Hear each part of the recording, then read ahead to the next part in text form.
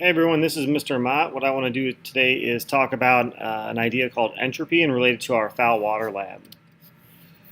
So entropy in general is, you can look up lots of definitions of it. Some of them are pretty complicated for a high school student, but in general you can think about it as like chaos or disorder. And the idea is that the universe tends to move to more disorder or more entropy.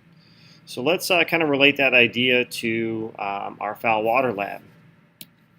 Take a moment and maybe sketch out this graph, pause the video, and then what we'll do is talk about it and sort of relate this to the steps of the foul water lab. Okay, go ahead and pause the video. So when we start out with our foul water lab, there's lots and lots of entropy in it. It's super messy in there. We had anything from pencil shavings, used coffee grounds, garlic powder, oregano, dirt, sand, salt, all that thrown in there. So it was really disordered in there. By the way, I should pause for a second and just say that when we are looking at this graph here, we're relating it to just the foul water itself. And we're not talking about any of the equipment that we used for the lab itself. So we're just speaking about the foul water itself, not some of the equipment. So getting back to it, our foul water was really messy, really disordered, lots of chaos on the inside there. And so it started out with a very high entropy. After the sand gravel, however, the entropy of the foul water was less because we took out the sinkies and the floaties that were in there. All right, so the pencil shavings and the coffee grounds, those were all caught between the grains of sand and they didn't come through. So the entropy of the foul water itself went down at that point.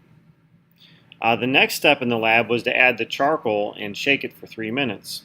And that was the charcoal adsorption piece. Now, adding charcoal to the water made the entropy go up. It made it messier.